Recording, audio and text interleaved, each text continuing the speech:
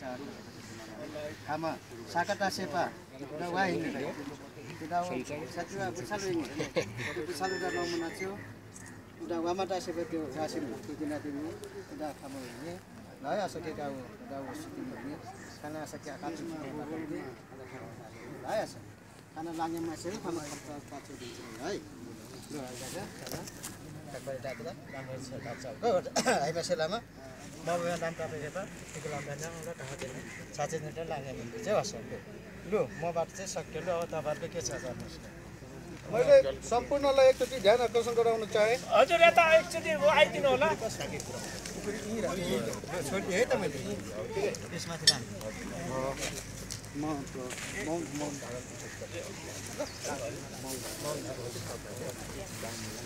सबैलाई एकचोटि आइदिनु होला मैले ध्यान आकर्षण गराउन चाहे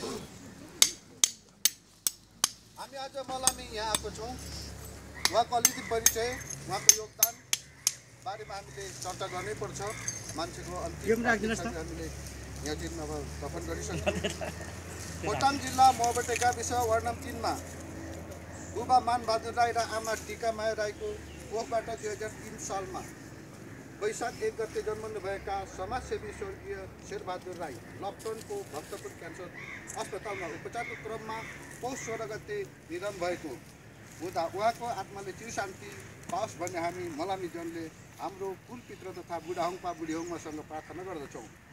उहाँको 2 श्रीमतीबाट 2 छोरा छोरी 4 छोरी तथा 9 नाति नातिना छन्। उहाँको जेठी श्रीमती 2055 सालमा देहावसान भएको थियो। उहाँ अत्यन्तै सरल तथा समाजप्रति उत्तरदायी हुनुहुन्थ्यो। उहाँले 2036 सालदेखि 2045 साल पञ्चायती कालसम्ममा गाउँ पञ्चायतको वडा अध्यक्षमा निर्विरोध चयन भई गाउँ तथा समाजको निरन्तर सेवा गरिरहनु भएको हो। उहाँ पुमा राईको आदि र पाछाहरूको अग्रज तथा लेसामी सिन्धमी हुनुहुन्थ्यो। उहाँले हाम्रो साझा संस्था किरात पुमा राई तुप्खा बाङखालालाई पनि सधैँ साथ सहयोग गरिरहनु भयो। यस घडीमा संस्थाले एउटा ठुलो अभिभावक गुमाएको छ।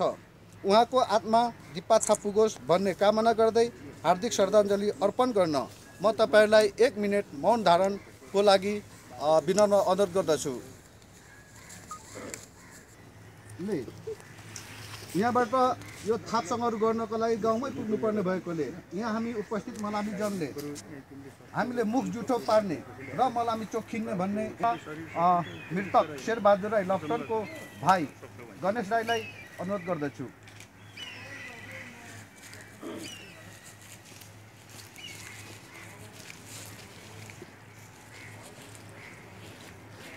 आदरणीय यहाँ उपस्थित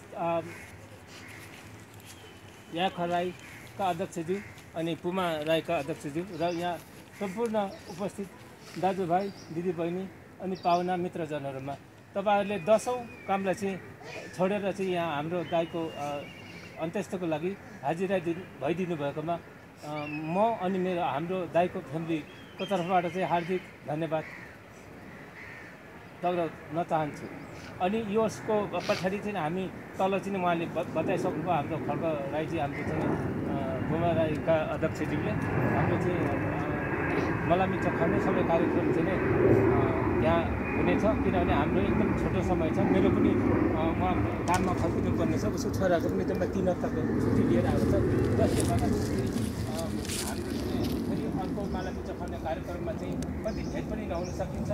जसले गर्दाखेरि चाहिँ हामीले चाहिँ उहाँले पनि त्यस्तै गरेको राम्रो।